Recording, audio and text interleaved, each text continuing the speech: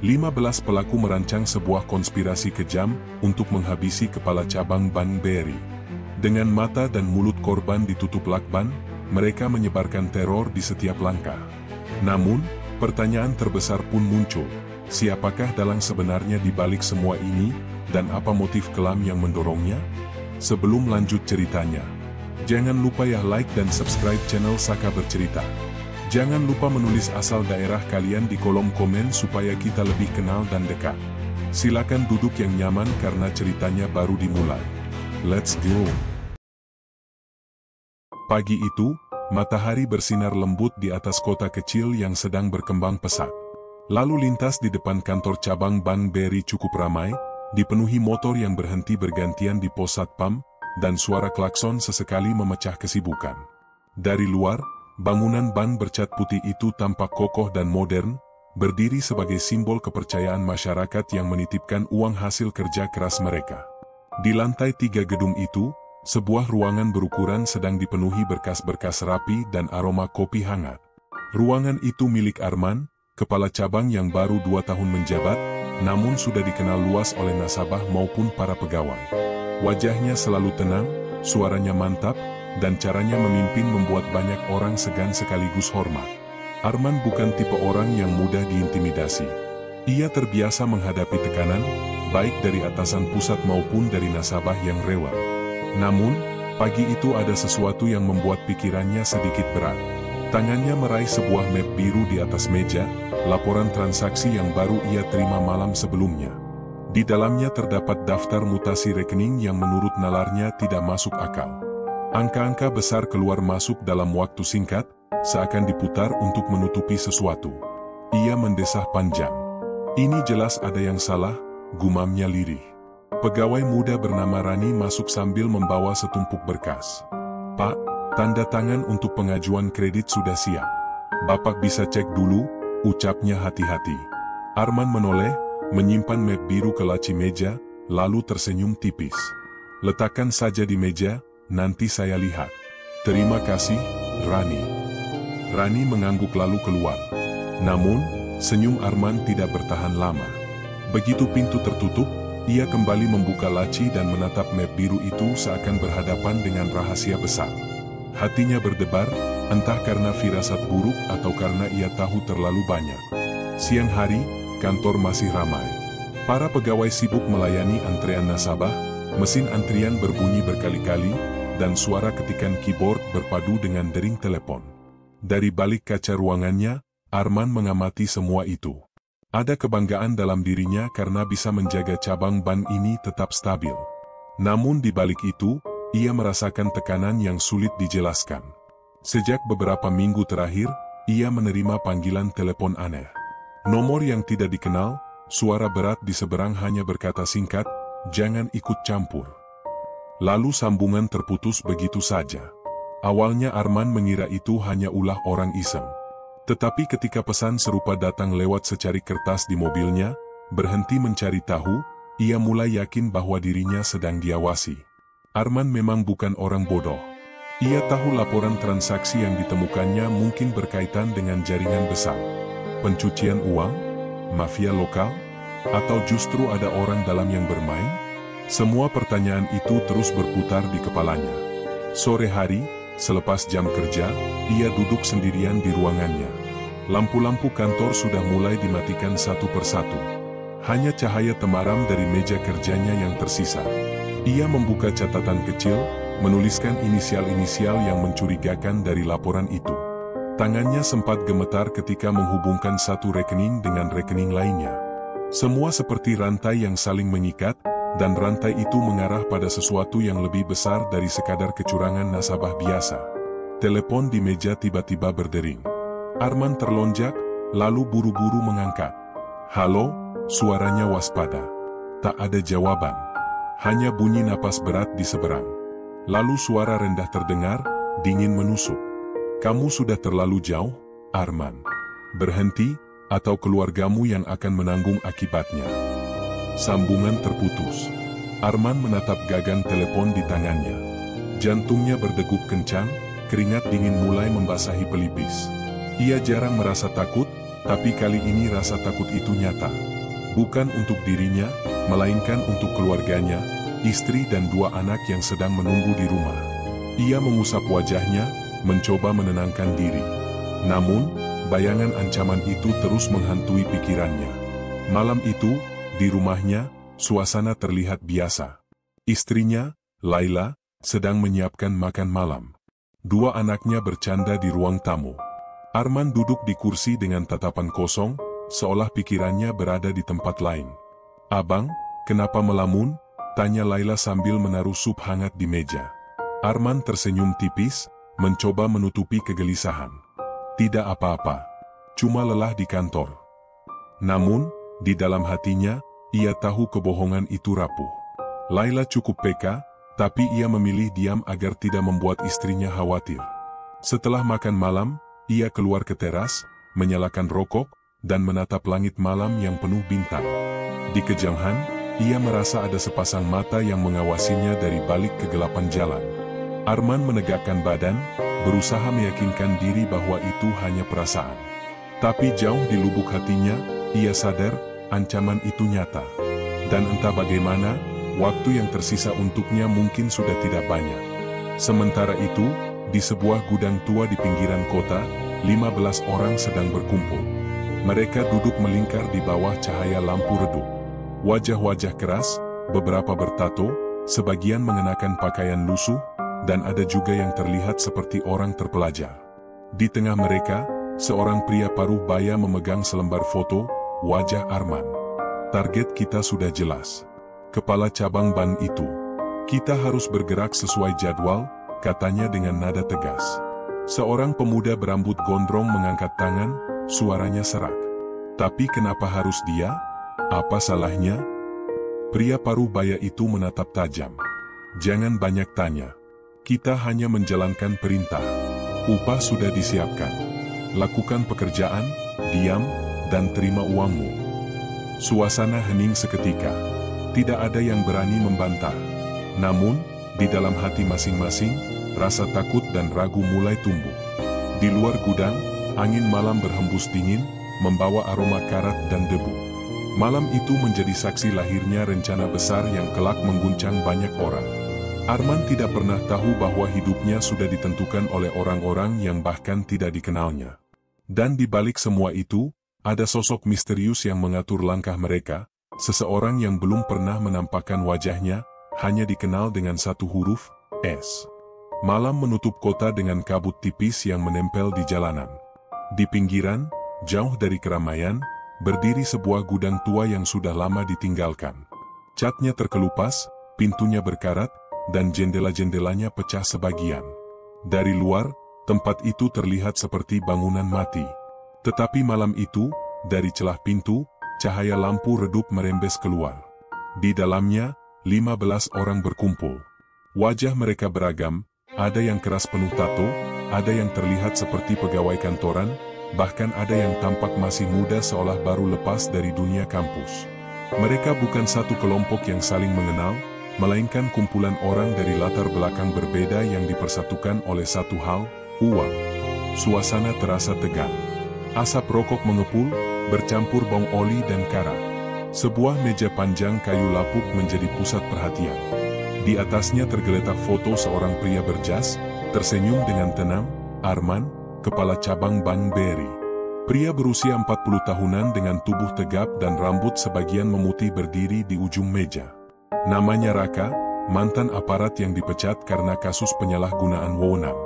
Dialah yang dipercaya sebagai penghubung langsung dengan pemberi perintah misterius. "Ini target kita," kata Raka, suaranya berat dan penuh tekanan. "Arman, kepala cabang bank. Kita harus menculiknya, menutup mulutnya, dan membuatnya tidak lagi menjadi masalah bagi atasan kita." Beberapa orang saling pandang. Seorang pria muda berambut gondrong, mengenakan jaket kulit lusuh, angkat bicara. "Tapi kenapa harus dia? Kepala cabang bank itu kelihatannya orang baik. Apa salahnya sama kita?" Raka menatap tajam, matanya merah oleh asap rokok. "Jangan banyak tanya. Kita dibayar untuk bekerja, bukan untuk peduli. Lagi pula, kalau kau menolak, berarti kau ingin jadi pengkhianat. Dan kau tahu sendiri, pengkhianat akan berakhir di mana. Keheningan merayap, hanya bunyi kipas tua yang berdecit di sudut ruangan. Seorang wanita muda bernama Mira, mantan pegawai bank yang dulu pernah bekerja di bawah Arman, menyela dengan suara dingin. Aku tahu kenapa dia. Arman itu orang yang terlalu bersih. Dia menolak banyak permintaan dari orang dalam, termasuk milikku. Dia menendangku keluar dengan alasan aku ikut bermain dengan nasabah besar. Jadi jangan heran, ada banyak yang ingin dia hilang. Raka mengangguk pelan. Kau benar. Dia terlalu lurus. Dan orang yang terlalu lurus, sering jadi masalah besar. Di sudut ruangan, seorang pria tua dengan rambut botak hanya menunduk, meremas topinya gelisah. Ia bukan kriminal, melainkan tukang ojek yang dipaksa ikut karena utang yang menjeratnya. Bagi sebagian dari mereka, ini bukan soal pilihan, melainkan keterpaksaan. Raka mengeluarkan selembar kertas berisi rencana yang sudah ditulis detail. Ini tahapannya. Pertama, kita harus tahu rutinitas Arman. Di mana dia tinggal, jam berapa ia berangkat ke kantor, kapan dia pulang. Kedua, kita harus pastikan tidak ada saksi. CCTV harus dimatikan, atau minimal dialihkan. Ketiga, setelah penculikan, kita bawa dia ke tempat aman. Arahan dari atasan jelas, ikat dengan lakban, pastikan dia tidak bisa bicara atau melihat. Dan terakhir, kita tunggu instruksi berikutnya. Seorang pria berbadan besar dengan tato naga di lengannya menyeringai. Kalau cuma soal itu, gampang. Tapi aku mau pastikan, kita dibayar berapa? Raka melemparkan tas hitam ke meja. Tas itu terbuka sedikit, menampakkan ikatan uang tunai. Setengahnya sekarang, setengahnya lagi setelah pekerjaan selesai. Semua ini dibayar lunas, asalkan kita lakukan sesuai perintah. Sejenak, mata semua orang tertuju pada uang itu. Bayangan keserakahan langsung menutupi keraguan yang sebelumnya muncul. Uang begitu mudah membungkam nurani. Namun, tidak semua diam. Seorang pria berkemeja kusut bernama Danu mendekat ke meja, wajahnya tegak. Raka, aku sudah dengar-dengar. Katanya ada seseorang yang memimpin kita dari balik layar. Orang yang disebut, aku ingin tahu siapa dia sebenarnya. Apa kau bahkan kenal wajahnya? Raka tersenyum miring, lalu duduk santai di kursi reog. Kita tidak perlu tahu siapa dia. Yang penting, uangnya nyata, instruksinya jelas, dan kita dibayar. Percayalah, semakin sedikit yang kita tahu, semakin aman kita semua. Kalau begitu, bagaimana kalau ini jebakan? Sergah Danu. Bagaimana kalau kita hanya dijadikan kambing hitam? Hening lagi. Beberapa orang mulai gelisah. Kata-kata itu masuk akal, meski sulit diterima. Mira menatap Danu sinis. Kalau kau takut, lebih baik keluar sekarang. Tidak ada tempat untuk orang pengecut. Danu mengepalkan tangan, wajahnya merah, tapi ia memilih diam. Ia tahu, mundur berarti mati. Pertemuan itu berakhir dengan kesepakatan, penculikan akan dilakukan dalam waktu dekat. Mereka akan membagi tugas, ada yang mengawasi rumah Arman, ada yang mengintai kantor, ada yang menyiapkan kendaraan, dan ada yang memastikan tempat penyekapan sudah aman. Sebelum semua bubar, Raka menyalakan rokok lagi, lalu menghembuskan asap ke udara. Suaranya berat dan dingin ketika berkata, "Ingat baik-baik, kita bukan geng kampung. Kita bagian dari sesuatu yang lebih besar. Jangan main-main. Kalau salah satu dari kalian coba kabur atau membocorkan rencana ini, percayalah, akan tahu. Dan kalau sudah tahu, hidup kalian selesai." Satu persatu orang keluar dari gudang, menembus kegelapan malam dengan wajah muram. Di balik langkah mereka, ada ketakutan yang tidak bisa hilang. Takut pada pekerjaan yang mereka lakukan, takut pada bayangan yang belum pernah terlihat, dan takut pada kemungkinan bahwa mereka hanya pion dalam permainan besar. Di dalam gudang yang kembali sepi, foto Arman masih tergeletak di atas meja. Tatapan tenang pria itu dalam foto kontras dengan rencana kelam yang menunggunya. Seakan wajahnya sedang menantang siapapun yang berusaha menjatuhkannya. Dan malam itu, roda konspirasi mulai bergerak, tanpa bisa dihentikan lagi. Hujan gerimis membasahi kota malam itu, meninggalkan kilau lampu jalan yang memantul di aspal. Arman duduk di balik kemudi mobilnya, menatap lurus ke depan dengan wajah penuh tekanan. Sejak ancaman terakhir yang ia terima lewat telepon, rasa tidak nyaman itu semakin menjadi-jadi. Ia merasa seolah setiap langkahnya diawasi, setiap gerakannya tercatat. Wiper mobil bergerak pelan, menghapus titik-titik hujan.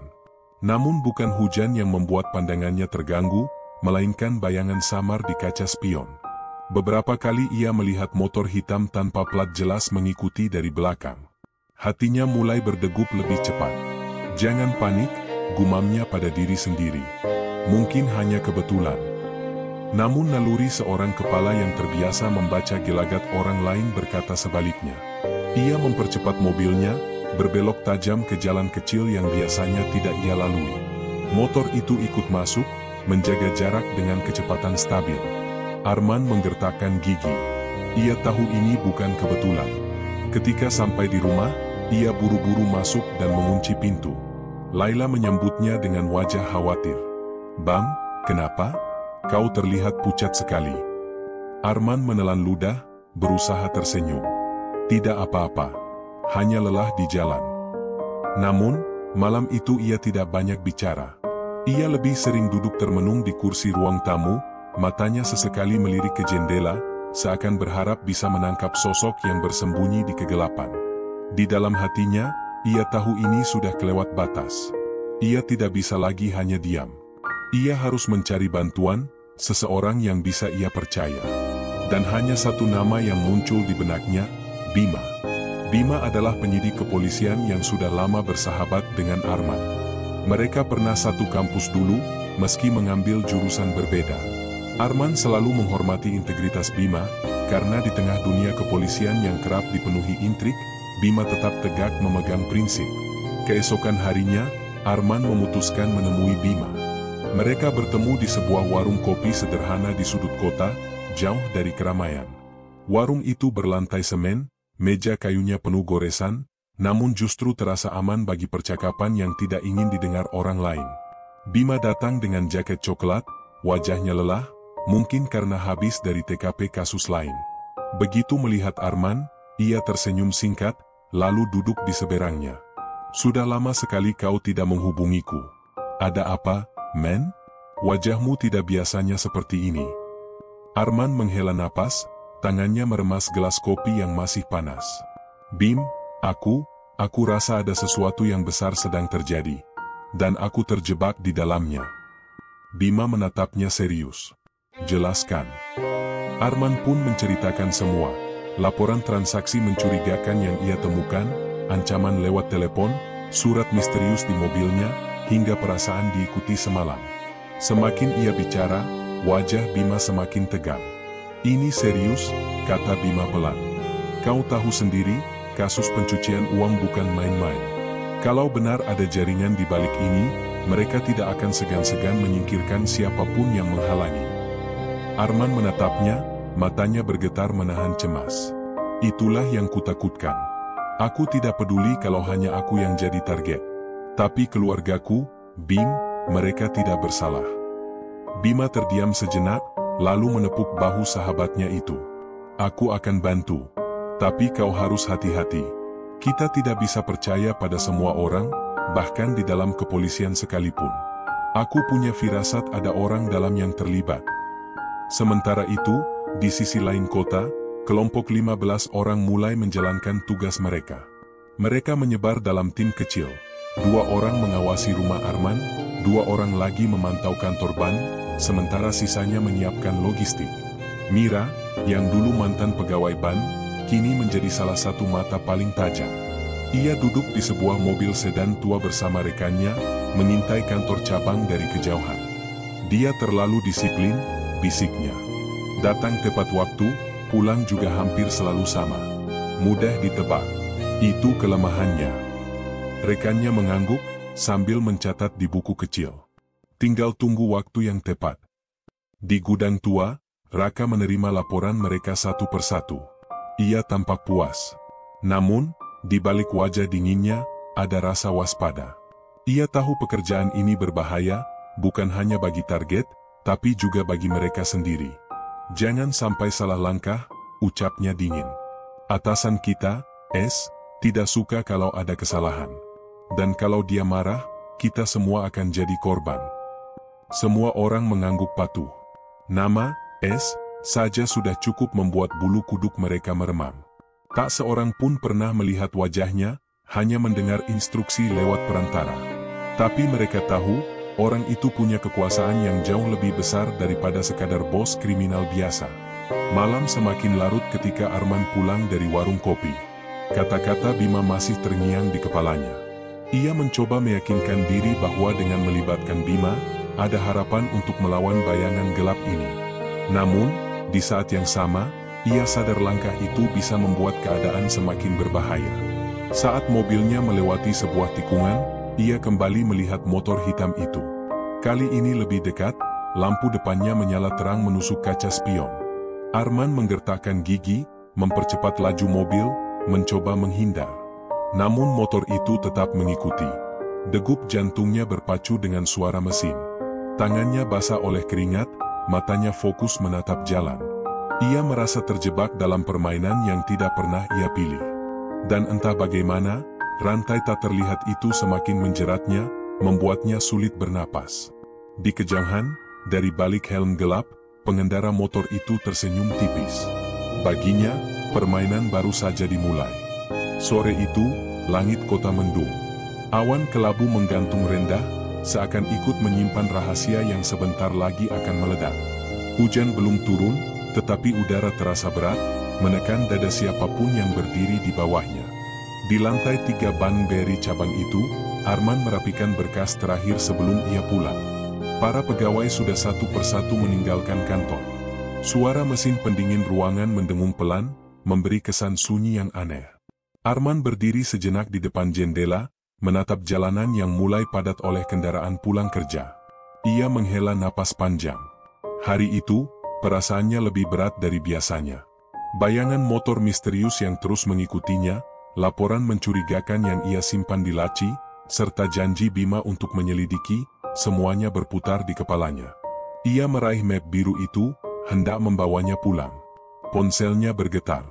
Sebuah pesan masuk. Jangan pulang sendirian. Bahaya. Pesan itu tanpa nama, hanya dari nomor tak dikenal. Arman menatap layar ponsel, bulu kuduknya berdiri. Di parkiran belakang ban, suasana tampak sepi. Hanya ada beberapa mobil pegawai yang tersisa. Lampu neon di atas parkiran berkelip-kelip, kadang padam, kadang menyala. Dari sudut gelap, sepasang mata mengamati. Mira berbicara lirih lewat headset kecil yang terselip di telinganya. Target bergerak. Dia turun sekarang. Di seberangnya, Raka menjawab dengan suara dingin. Semua posisi siap. Jangan ada kesalahan. Arman melangkah keluar dari pintu belakang, membawa tas kerja hitamnya. Ia sempat menoleh ke kiri dan kanan, merasa ada sesuatu yang tidak beres. Namun ia berusaha menenangkan diri. Mungkin hanya paranoid, pikirnya. Ia menekan tombol remote, mobilnya menyala. Baru saja ia membuka pintu mobil, 3 orang muncul dari bayangan. Gerak mereka cepat, senyap, dan terlatih. "Siapa kalian?" seru Arman, panik. Namun belum sempat ia melawan, seseorang menekan kain basah ke wajahnya. Bau menyengat memenuhi hidungnya, membuat kepalanya berputar. Arman berusaha meronta, tapi pukulan keras mendarat di perutnya. Ia terjatuh, matanya berkunang. Suara kasar terdengar di telinganya. "Cepat, ikat dia." Lakban tebal menutup mulutnya, sementara gulungan lain menutup matanya. Tangan dan kakinya diikat dengan tali nilon yang kuat. Nafasnya memburu, tubuhnya gemetar. Ia berusaha berteriak, tapi suara itu tercekik di balik lakban. Arman, kepala cabang yang biasa dihormati banyak orang, kini hanya tubuh tak berdaya yang dilempar ke dalam bagasi mobil box. Dari kejauhan, seorang satpam bank melihat ada keributan kecil.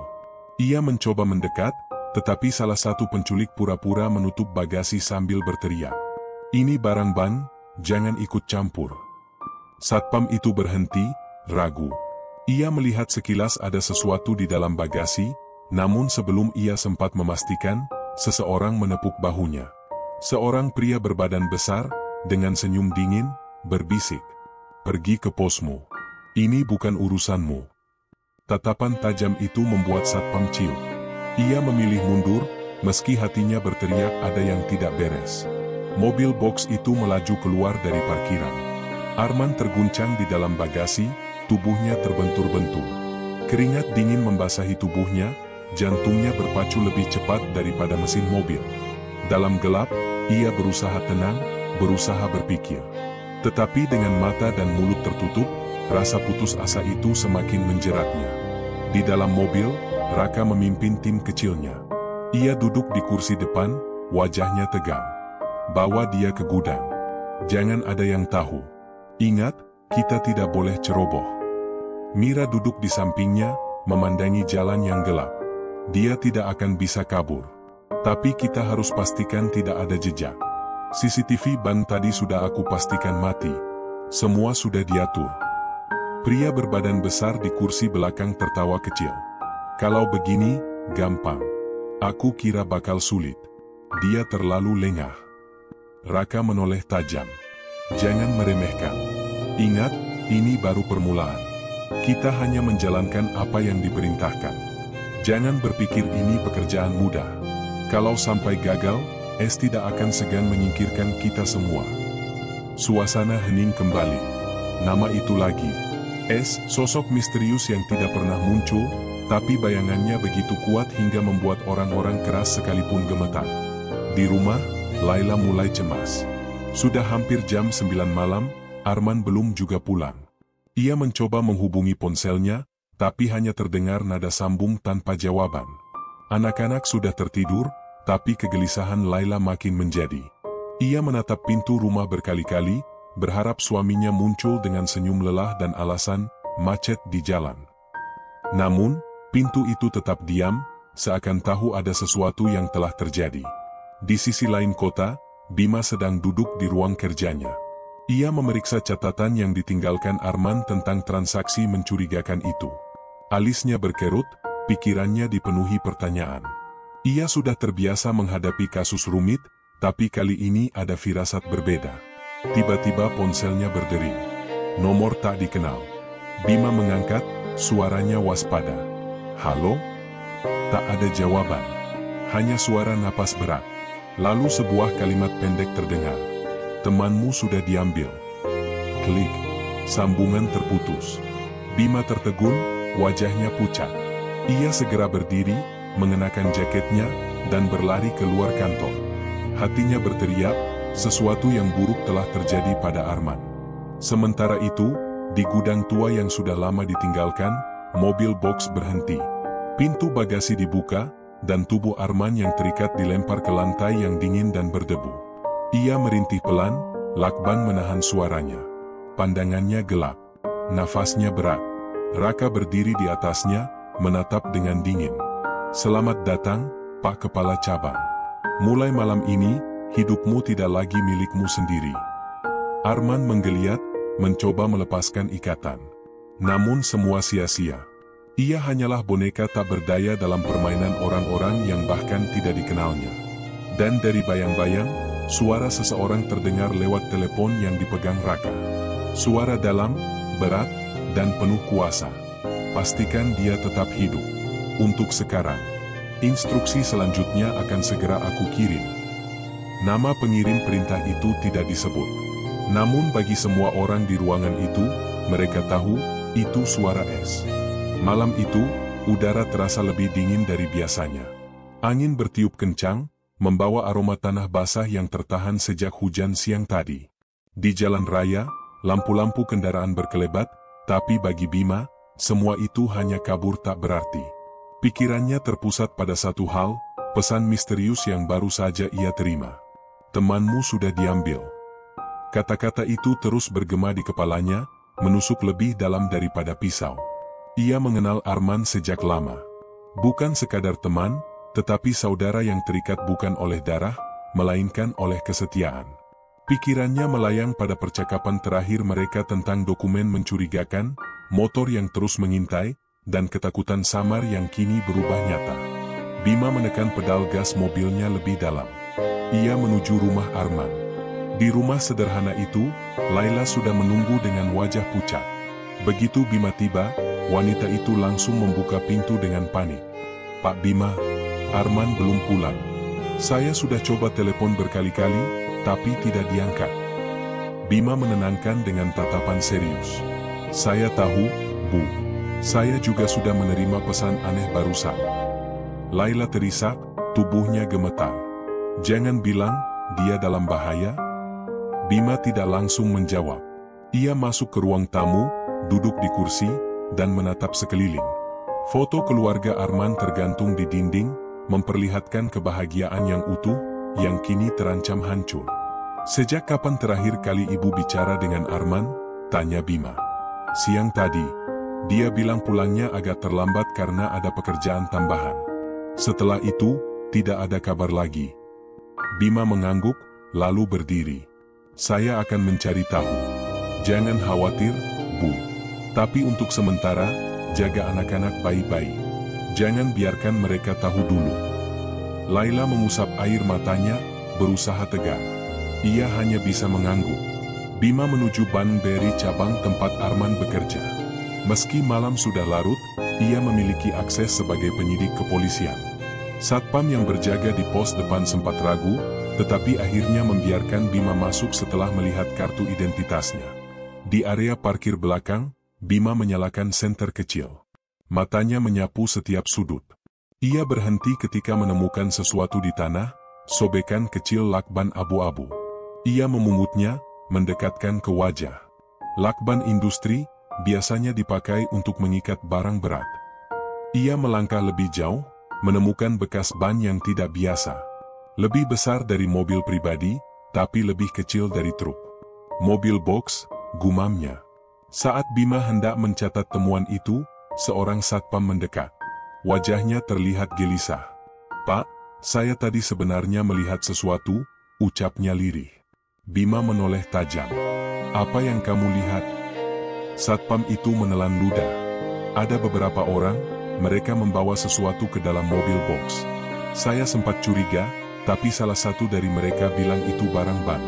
Lalu, ada pria besar, badannya kekar, menatap saya tajam. Saya takut, jadi saya kembali ke pos."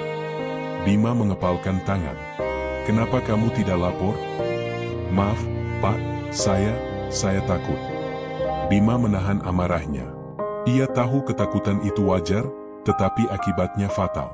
Ia hanya bisa menghela napas berat. "Kamu harus ingat betul wajah mereka." "Bisa?" Satpam itu mengangguk pelan. "Saya ingat satu orang. Seorang perempuan, rambutnya sebahu. Dia yang terlihat paling tenang. Seakan-akan, sudah terbiasa melakukan itu." Bima mencatat semuanya. Di ruang keamanan, Bima memeriksa rekaman CCTV. Aneh. Semua kamera di area parkir belakang mati sejak pukul 5 sore. "Tidak mungkin kebetulan," gumamnya. "Ini sudah direncanakan." Ia mengambil foto sobekan lakban, bekas ban, serta catatan kesaksian satpam. Setiap potongan terasa seperti puzzle, meski masih jauh dari utuh. Saat ia hendak pergi, ponselnya bergetar lagi. Pesan singkat masuk. "Berhenti mencari, atau kau menyusul." Bima merasakan darahnya mendidih. Ia mengetik balasan cepat. "Siapa kau?" Namun tidak ada jawaban. Pesan itu lenyap begitu saja, seperti bisikan hantu yang sengaja meninggalkan jejak ketakutan. Keesokan paginya, Bima duduk di kantornya, menatap papan putih tempat ia biasanya memetakan kasus. Kini ia menempelkan foto Arman, sobekan lakban, catatan bekas ban, serta tulisan besar, "Mobil box, wanita rambut sebahu, CCTV mati." Seorang koleganya masuk, membawa kopi. "Bima, kamu kelihatan tidak tidur semalaman." "Aku tidak bisa tidur. Arman hilang. Dan aku yakin ini bukan kasus penculikan biasa. Kalau begitu, kau butuh bantuan tim. Jangan kerjakan sendiri." Bima mengangguk singkat, meski di hatinya ia tahu tidak semua orang bisa dipercaya. Kasus ini terasa berbeda. Ada bayangan besar yang bermain, dan ia tidak ingin sembarang orang masuk ke dalamnya. Sementara itu, di gudang tua tempat Arman ditahan, suasana mencekam semakin pekat. Arman duduk terikat di kursi besi, mulutnya masih dilakban. Tubuhnya penuh luka lebam akibat pukulan orang-orang Raka. Raka berdiri di hadapannya, merokok dengan wajah dingin. Kau pikir jabatanmu bisa melindungimu, hah? Tidak ada yang peduli siapa kau sekarang. Arman hanya bisa menatap dengan mata merah, penuh amarah sekaligus putus asa. Mira mendekat, menatap Arman dengan sorot mata tajam. Kau hanya pion, Pak. Sama seperti kami. Ada alasan kenapa kau di sini, dan sebentar lagi kau akan tahu. Arman menggeram, mencoba bicara lewat lakban. Suara tercekik keluar, membuat Mira tersenyum sinis. Sabar saja. Kau akan mendengar nama yang jauh lebih besar daripada yang pernah kau bayangkan. Di sisi lain kota, Bima mendapat telepon dari seseorang yang tidak ia duga, informan lamanya di kepolisian yang dulu pernah membantunya dalam kasus narkotika. Bima, aku dengar kau sedang mencari temanmu yang hilang. Hati-hati, ada 15 orang yang terlibat. Mereka bukan penjahat kelas bawah. Mereka hanya pion. Dalangnya, seseorang yang bahkan di kepolisian pun namanya ditakuti. Bima terdiam. Jantungnya berdetak keras. Siapa orang itu? Suara di telepon menurun menjadi berbisik. Aku tidak bisa bilang sekarang. Tapi dengar baik-baik, kalau kau terus maju, kau bukan hanya akan kehilangan temanmu. Kau akan kehilangan segalanya. Klik. Sambungan terputus. Bima menggenggam ponselnya erat. Kini ia tahu satu hal, kasus ini jauh lebih besar daripada yang ia kira. Hilangnya Arman hanyalah permukaan dari lautan konspirasi yang dalam. Dan ia bersumpah, apapun yang terjadi, ia tidak akan berhenti. Pagi itu, kantor kepolisian terasa lebih gaduh dari biasanya. Suara telepon berdering tanpa henti, laporan kasus berdatangan, dan aroma kopi bercampur dengan kertas baru menyelimuti udara. Namun bagi Bima, semua riuh itu hanya latar belakang yang sama. Pikirannya masih terpaku pada potongan-potongan kecil bukti yang ia kumpulkan semalam. Sobekan lakban. Bekas ban mobil box. Kesaksian satpam tentang wanita berambut sebahu. Rekaman CCTV yang sengaja dimatikan. Dan pesan singkat penuh ancaman yang mengatakan, berhenti mencari, atau kau menyusul. Ia berdiri di depan papan tulis besar, matanya menatap intens. Sebuah garis merah ia tarik dari foto Arman menuju potongan lakban, lalu menuju tulisan, mobil box. Tangannya bergetar sedikit, bukan karena takut, melainkan karena adrenalin. Siapapun kalian, gumamnya, kalian salah pilih orang untuk dilawan. Di sisi lain kota, di gudang tua yang semakin suram, Arman masih terikat di kursi besi. Cahaya lampu kuning menggantung redup, menyorot wajahnya yang penuh keringat. Luka di pelipisnya mengering, meninggalkan garis merah. Raka berdiri di depannya, sambil memainkan pisau lipat di tangannya. Mira duduk di kursi, mengawasi dengan tatapan datar. Kita sudah dapat instruksi baru, ucap Raka, suaranya berat. Dia harus tetap hidup, tapi dipaksa bicara. Mira menyipitkan mata. Bicara apa? Dia tidak tahu siapa kita. Justru itu. Dalang ingin memastikan dia merasa putus asa, agar lebih mudah dikendalikan. Arman menunduk, tubuhnya lelah. Namun dalam hatinya, api masih menyala. Ia berjanji pada dirinya sendiri, jika ia berhasil selamat, ia tidak akan tinggal diam. Di kepolisian, Bima menemui seorang teknisi IT bernama Rio. Pemuda itu sudah terbiasa membantunya menyelidiki kasus-kasus besar. Coba cek log sistem CCTV di Bank BRI cabang tempat Arman bekerja, perintah Bima. Rio mengetik cepat di laptopnya. Matanya fokus pada layar. Aneh. Kamera mati jam 5 sore. Tapi perintah mati itu bukan dari server pusat. Ada seseorang yang masuk manual dari ruang kontrol. Siapa? Tanya Bima cepat. Rio menoleh, wajahnya serius. Satpam bernama Danu. Dia yang terakhir login ke sistem. Bima terdiam. Ia teringat percakapan semalam dengan satpam itu. Wajah ragu, tubuh gemetar, dan pengakuan setengah hati. Jadi, dia terlibat. Siang itu, Bima mendatangi rumah Danu.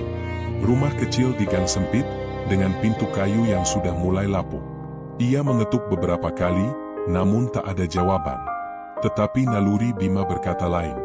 Ia mencoba memutar gagang pintu, tidak terkunci. Perlahan ia masuk. Ruang tamu kosong. Namun di atas meja, ada secangkir kopi yang masih hangat, asap tipis mengepul. Dia baru saja di sini, gumam Bima. Ia melangkah ke dalam, menuju kamar belakang. Bau amis langsung menyergap hidungnya.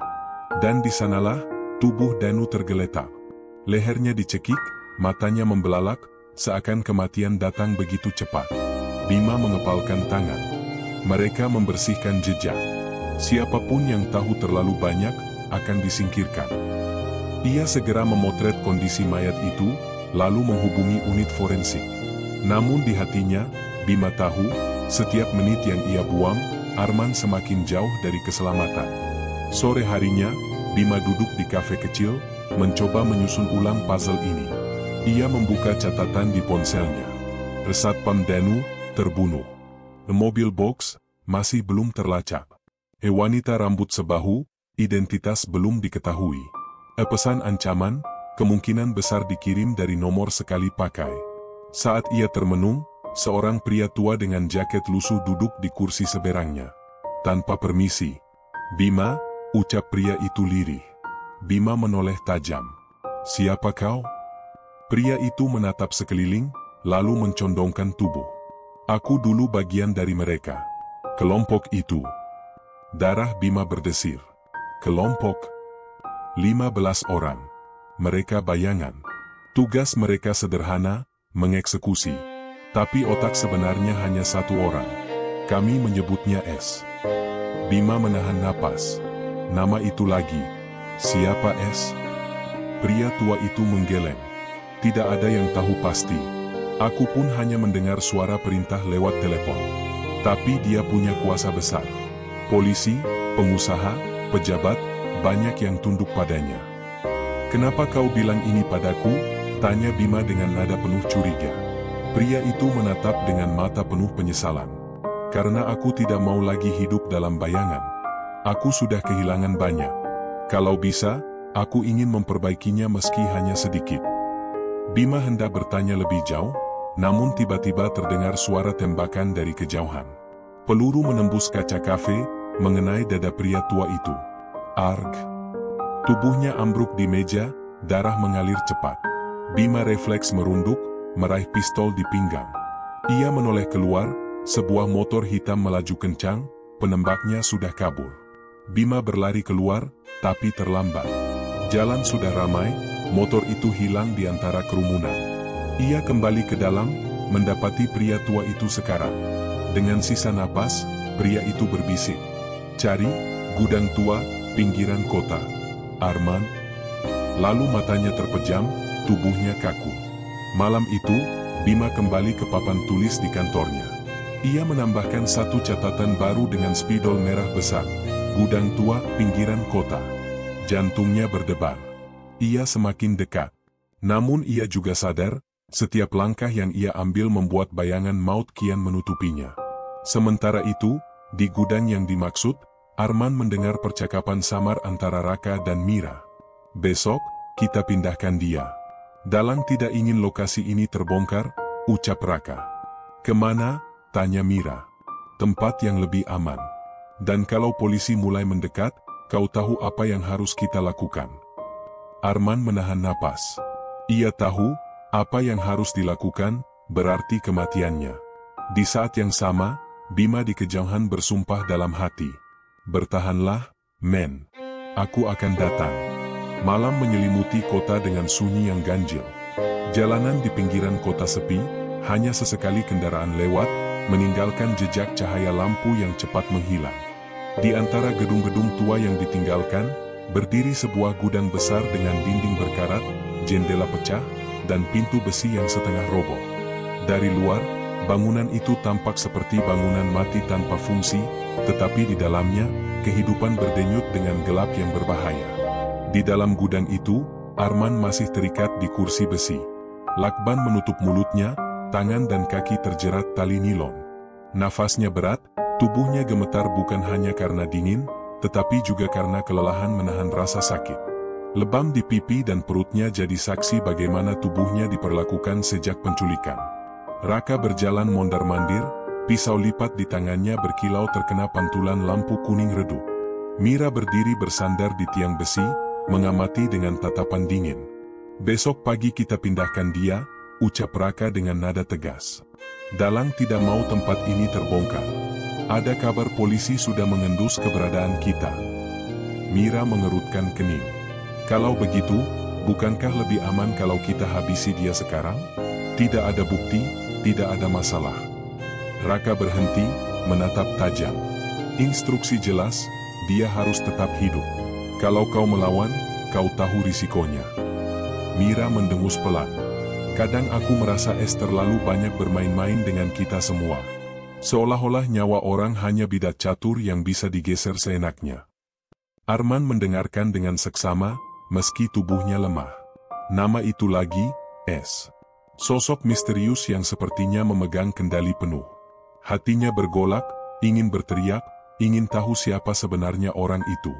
Di tempat lain, Bima duduk di dalam mobil hitamnya, menatap lurus ke arah jalan setapak yang menuju gudang tua di pinggiran kota. Ia sengaja memarkir mobil agak jauh, menutupi keberadaannya. Tangannya memegang sebuah pistol Glock yang sudah ia siapkan. Matanya serius, rahangnya mengeras. Ia tahu apa yang akan ia hadapi malam ini bukan sekadar kelompok kriminal biasa. Ada 15 orang yang terlibat, semua bergerak dengan disiplin dan kejam. Namun ia tidak punya pilihan. Arman ada di dalam. Bima menarik napas panjang, lalu mengeluarkan ponsel. Ia menekan nomor seorang rekan yang masih ia percaya, seorang polisi lapangan bernama Johnny. "John, aku butuh bantuan. Gudang tua di Jalan Pelabuhan Lama. Bawa tim kecil, jangan terlalu ramai. Tapi cepat." "Baik, Bang. Aku berangkat sekarang." Bima menutup telepon, lalu menatap gudang itu lagi. Dalam hati ia berbisik, "Bertahanlah, men. Aku datang." Di dalam gudang, suara berisik tiba-tiba terdengar. Mira mengangkat wajahnya. Ada sesuatu di luar. Raka langsung memberi kode dengan jari. 2 orang anak buahnya segera keluar memeriksa. Arman merasakan jantungnya berdetak lebih cepat, entah karena harapan, atau justru karena ketakutan jika penyelamatnya tertangkap. Beberapa menit berlalu. Salah satu anak buah kembali, menggeleng. Kosong. Mungkin hanya kucing liar. Namun Mira tetap curiga. Perasaan tidak pernah salah, Raka. Ada yang mengawasi.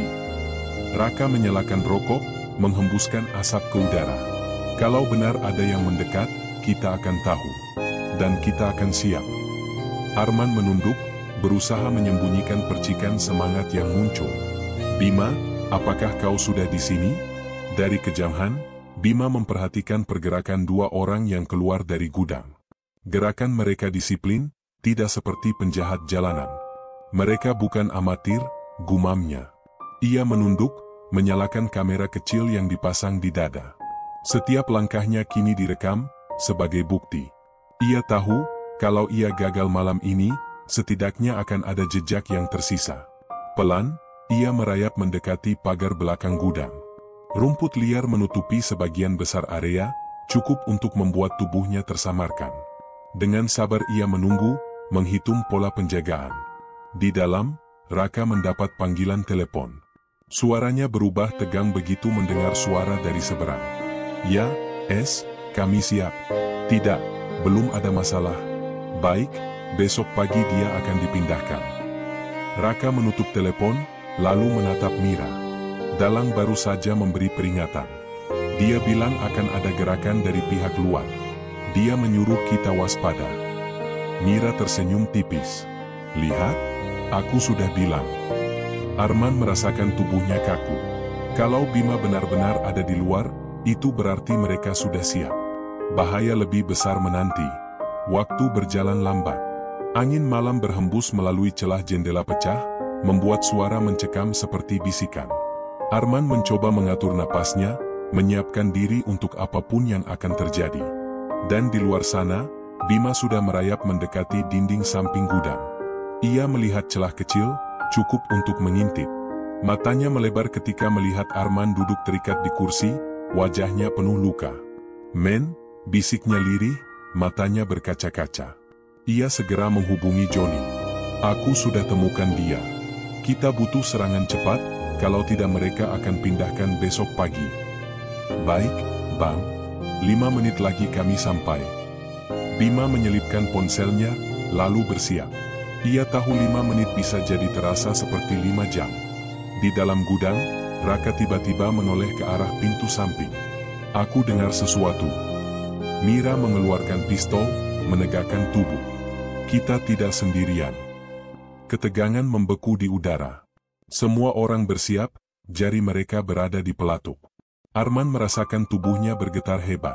Hatinya berteriak, "Bima, jangan gegabah." Namun di luar, Bima sudah menggenggam pistolnya erat-erat. Napasnya ditahan, tubuhnya siap meledak. Bayangan maut kini sudah begitu dekat. Suara jangkrik malam mendadak terhenti, seolah alam pun tahu ada bahaya besar yang akan pecah. Di luar gudang tua itu, Bima merayap dengan napas tertahan, matanya terus mengawasi pergerakan penjaga. Detik-detik berjalan lambat, seakan waktu menahan napas bersamanya. Di dalam gudang, Raka berdiri tegak dengan pistol di tangan. Mata tajamnya menelusuri setiap sudut, penuh kewaspadaan. Mira di sampingnya, jarinya sudah menempel di pelatuk, bibirnya melengkung setengah senyum. Ia tampak terlalu tenang, seakan menanti momen yang sudah lama ia tunggu. Semua orang siaga. "Ada sesuatu di luar," kata Raka pelan namun tegas. Arman yang terikat di kursi menunduk, berusaha menyembunyikan degup jantungnya yang semakin cepat. Ia tahu siapa yang ada di luar sana. Ia tahu sahabatnya datang. Tapi di hatinya, ketakutan menyelimuti. "Bima, jangan terburu-buru, mereka sudah siap." Bima memeriksa kembali pistol Glock di tangannya. Ia menelan ludah, mencoba meredam ketegangan yang mendesak dadanya. 15 orang. Ia sendirian, untuk sementara. Tim Johnny masih dalam perjalanan.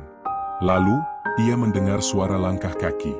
2 orang keluar dari gudang, berjalan ke arah samping, menyapu pandangan ke sekeliling. Bima menempelkan tubuhnya ke tanah, menahan napas. Tiba-tiba, salah satu dari mereka menoleh ke arah semak tempat Bima bersembunyi. Matanya menyipit curiga. Bima tidak punya waktu berpikir panjang.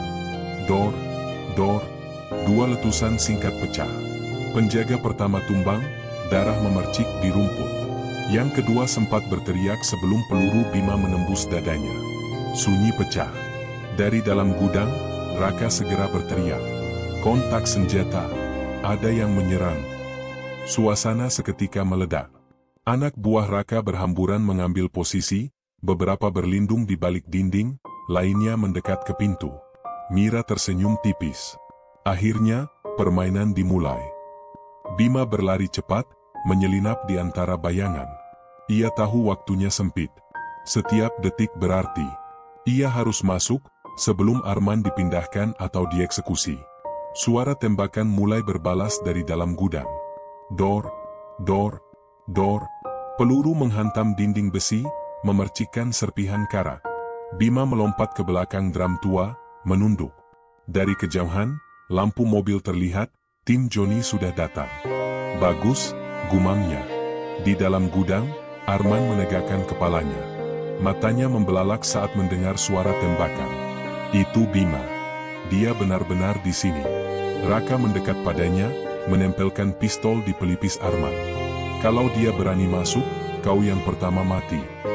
Mira mendengus, tidak setuju. "Itu bodoh. Kalau kau bunuh dia sekarang, kita kehilangan kartu sandera." "Diam," bentak Raka. "Aku yang memimpin operasi ini." Mira menatapnya lama, bibirnya melengkung sinis. Ada sesuatu di balik sorot matanya, seakan ia menikmati melihat Raka kehilangan kendali. Bima merayap mendekati pintu samping. Dengan cepat ia menembak gembok tua yang menggantung di rantai besi. Brak! Pintu terbuka dengan keras. "Polisi! Lempar senjatamu!"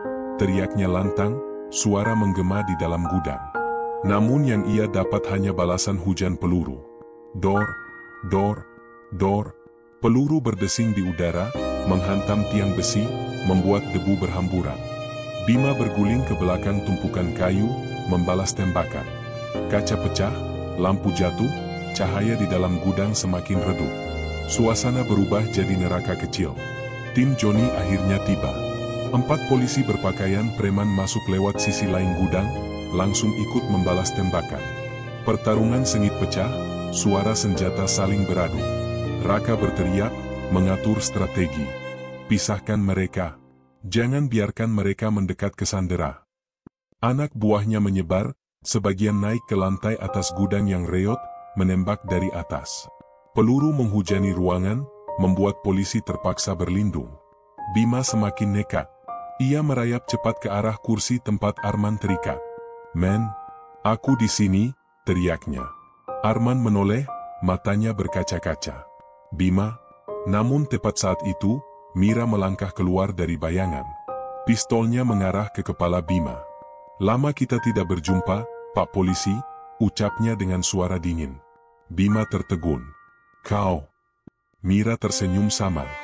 "Kau tidak tahu ya, permainan ini lebih besar dari sekadar penculikan." Sebelum ia sempat menembak, tembakan lain melesat dari sisi gudang. Dor, peluru menghantam tiang di samping Mira. Ia terpaksa mundur, berlindung. Bima langsung memotong tali Arman dengan pisau kecil yang ia bawa. "Bangkit, men, kita keluar sekarang." Arman terhuyung, tubuhnya lemah. Tapi semangatnya menyala kembali. Namun Raka melihat itu. Wajahnya merah padam, penuh amarah. Ia berteriak sekeras mungkin. "Jangan biarkan mereka kabur. Mati bersama mereka sekalian." Teriakan itu jadi tanda. Seluruh anak buahnya menyerbu. Ledakan suara senjata semakin menggila. Lampu terakhir pecah, menyisakan hanya kilatan tembakan yang menyinari wajah-wajah tegang. Dan di tengah kekacauan itu, Arman sadar, malam ini bukan sekadar penyelamatan. Malam ini adalah awal perang yang lebih besar. Karena dari balik kegelapan, ia melihat sosok lain berdiri diam, mengamati tanpa ikut bertarung. Wajahnya samar, hanya siluet. Tapi Arman tahu, dialah Es, dalang sebenarnya. Sosok itu hanya tersenyum tipis, lalu menghilang ke pintu belakang. Arman ingin berteriak, tapi suaranya tenggelam dalam suara tembakan. Malam itu, gudang tua berubah jadi medan perang. Darah, peluru, dan teriakan bercampur jadi satu. Dan itu baru ledakan pertama. Suasana di gudang tua itu masih dipenuhi bau mesiu yang menusuk hidung. Debu berterbangan, serpihan kayu dan kaca berserakan, bercampur dengan noda darah segar yang menetes dari tubuh-tubuh yang tergeletak tak bernyawa. Bima berdiri dengan napas terengah, tangan kanannya masih mencengkeram pistol Glock yang panas, asap tipis mengepul dari moncongnya. Arman di sampingnya, wajahnya pucat dan tubuhnya gemetar, tapi matanya menatap tajam penuh perlawanan. Tim Johnny berhasil menekan sisa anak buah Raka. 3 orang terkapar, 2 lainnya menyerah dengan tangan terangkat. Tapi di balik itu semua, ketegangan justru semakin menebal. Karena Raka belum tertangkap. Dan Mira, entah kemana ia menghilang. Bima menyapu pandangan ke sekeliling, memastikan Arman tetap terlindung. Ia memberi isyarat ke Johnny. "Amankan pintu belakang. Raka tidak mungkin kabur sendirian." Johnny mengangguk, membawa 2 anggotanya ke arah pintu besi yang sudah rusak separuh. Suara langkah kaki mereka bergema di antara sisa-sisa pertempuran. Arman menyandarkan tubuhnya ke dinding, napasnya masih terputus-putus. "Bima, aku lihat dia tadi." "Es." Bima menoleh cepat. "Apa? Kau lihat siapa?" "Es, sosok itu. Dia berdiri di pojok, mengawasi semua. Aku kenal siluetnya, tapi..." Arman terhenti. Matanya melebar, wajahnya memucat.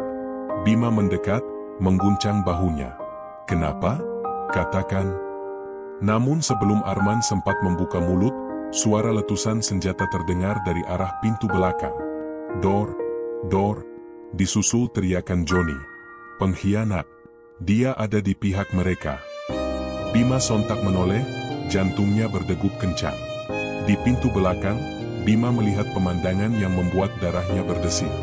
Salah satu anggota tim polisi, Randy, justru mengarahkan senjatanya ke Johnny. Wajahnya dingin, tanpa ragu menembak rekannya sendiri.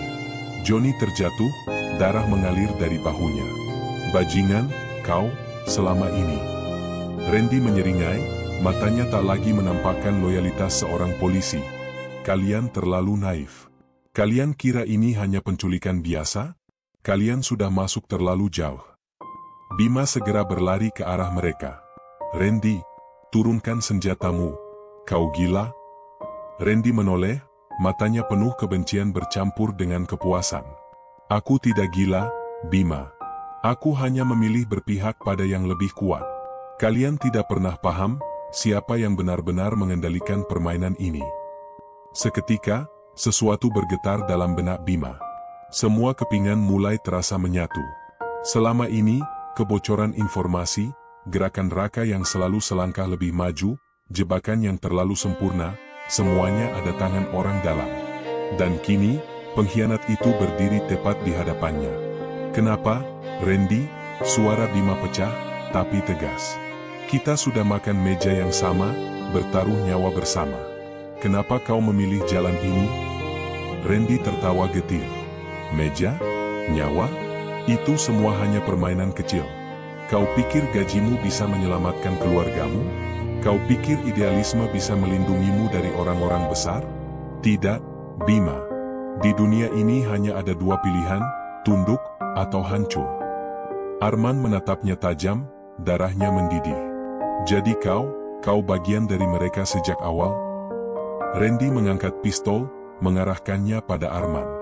"Kau seharusnya tidak hidup, men. Kau hanya korban kecil. Tapi sayangnya, sahabatmu ini terlalu keras kepala untuk membiarkanmu mati." Bima berdiri di depan Arman, tubuhnya jadi tameng. "Kau harus melewati aku dulu." Untuk sesaat, keheningan mencekam menggantung di udara. Hanya ada desing angin malam yang menerobos celah atap gudang. Tiba-tiba, dari arah lain, suara langkah cepat terdengar. Mira muncul kembali, wajahnya basah oleh keringat tapi matanya masih setenang batu.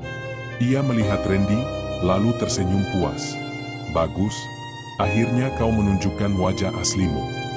Randy menoleh ke arahnya. "Kau terlambat. Aku sudah bosan menunggu perintahmu. Saatnya aku dapat bagian yang lebih besar." Mira mengangkat alis, seolah menikmati situasi. "Kau pikir dalang besar akan percaya pada seorang pengkhianat rendahan sepertimu? Kau bahkan tidak tahu apa-apa tentang rencana sesungguhnya."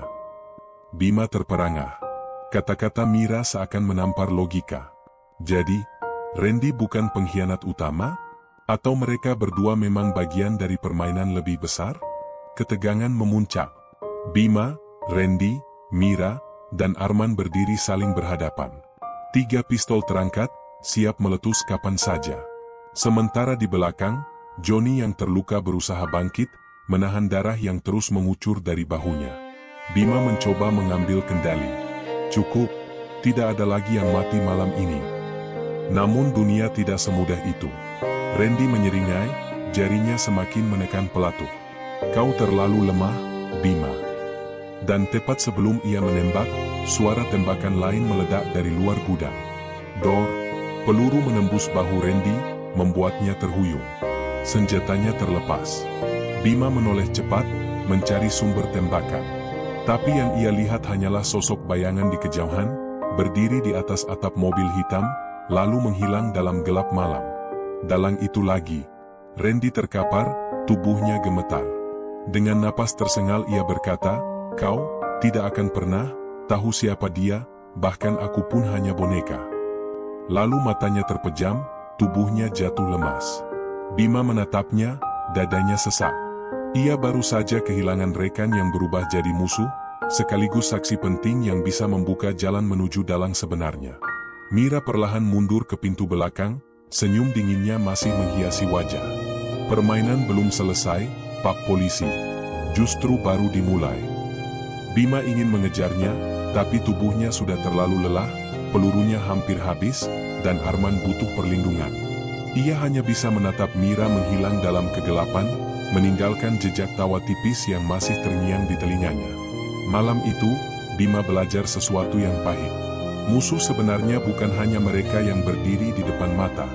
Musuh bisa jadi orang yang duduk di sebelah, berbagi cerita, bahkan memanggilnya saudara. Dan yang lebih menakutkan, dalang besar di balik semua ini masih bebas berkeliaran, mengendalikan segalanya dari balik bayangan. Babak baru konspirasi telah dimulai. Malam hampir berganti pagi.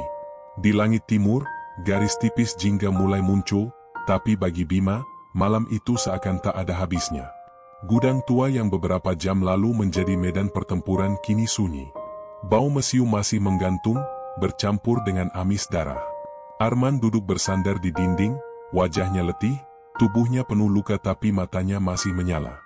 Johnny dirawat darurat oleh 2 anggota yang selamat, sementara jenazah Randy tergeletak dengan kain lusuh menutupinya. Namun bagi Bima, ini semua belum selesai. Justru baru akan dimulai. Karena dalang yang selama ini mereka cari, masih bebas. Bim, suara Arman parau, hampir berbisik. Aku lihat dia, aku kenal siluet itu. Bima menunduk, menatap sahabatnya. Kau yakin? Siapa dia? Arman menelan ludah, tubuhnya bergetar. Orang yang selama ini kita percaya. Orang yang kita kira pelindung. Dia bukan hanya di atas kita, dia di atas semuanya.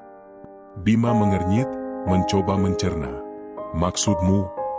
Namun sebelum Arman menjawab, suara derap langkah mendekat dari luar gudang. Berat, teratur, penuh wibawa. Bima refleks mengangkat pistol, meski pelurunya tinggal 1. Pintu besi berderit terbuka. Dan masuklah sosok yang selama ini hanya muncul sebagai bayangan. Pria parubaya, tubuh tegap, wajah dingin dengan senyum tipis yang menakutkan. Matanya tajam, penuh kuasa.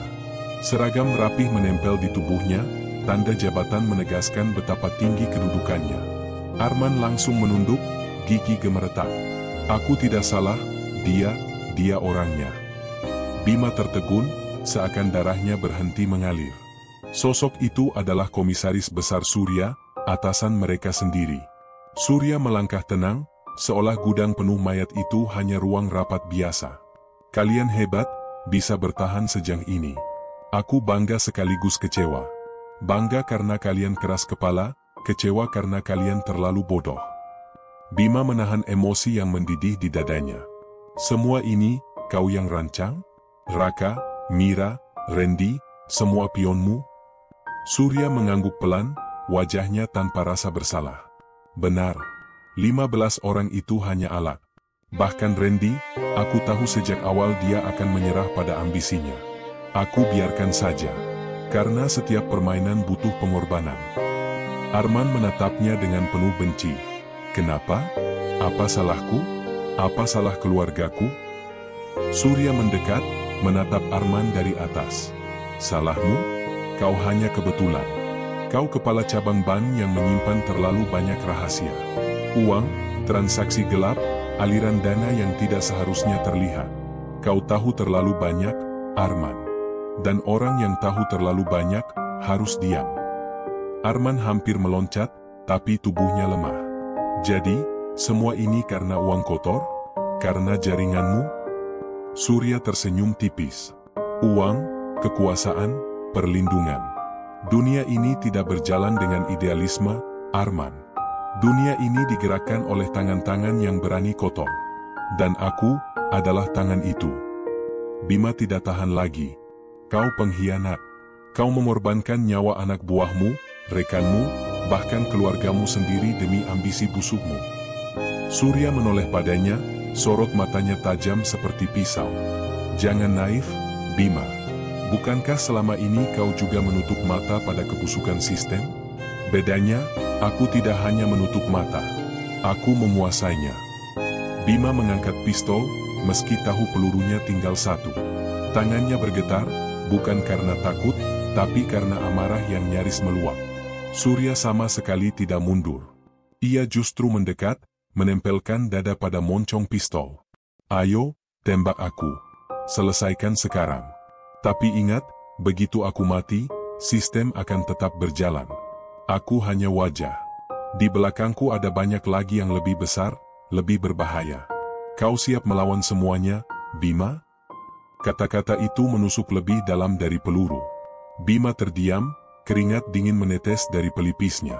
Ia tahu Surya tidak berbohong. Dunia kriminal yang ia hadapi bukan sekadar sekelompok penculik. Ini jaringan raksasa. Dan menembak Surya malam itu, mungkin hanya akan menyalakan perang yang lebih besar. Keheningan menelan ruangan. Arman menatap Bima, matanya penuh permohonan. Jangan lepaskan dia, Bim. Jangan biarkan dia bebas. Bima mengertakkan gigi, dadanya naik turun. Ia tahu apa yang harus dilakukan. Tapi ia juga tahu konsekuensinya. Dan di tengah kebimbangan itu, tiba-tiba suara sirine polisi terdengar di kejauhan. Tim bantuan akhirnya datang. Surya tersenyum sinis. Waktu habis. Kalian pikir bisa menjatuhkanku? Kalian hanya bidak kecil di papan besar. Dan papan ini, milikku. Dengan tenang, ia melangkah keluar pintu, diiringi beberapa pria bersenjata yang entah dari mana muncul, seolah bayangan selalu melindunginya. Bima hanya bisa menatap, napasnya tercekat, jemarinya kaku di pelatuk. Ia tidak menembak. Beberapa menit kemudian, gudang dipenuhi aparat berseragam resmi. Ambulans membawa korban, tim medis merawat Arman dan Joni. Situasi perlahan terkendali, tapi di hati Bima, perang baru saja dimulai. Arman memegang tangannya, meski tubuhnya lemah. Bim, jangan berhenti.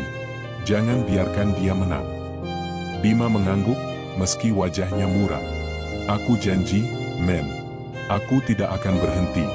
Jika Surya adalah bayangan, maka aku akan jadi cahaya yang memburunya. Arman menutup mata, setetes air mata jatuh di pipinya. Ia percaya pada sahabatnya. Dan Bima menatap langit yang mulai terang.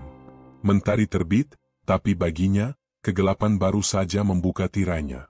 Karena perang melawan bayangan, baru saja dimulai.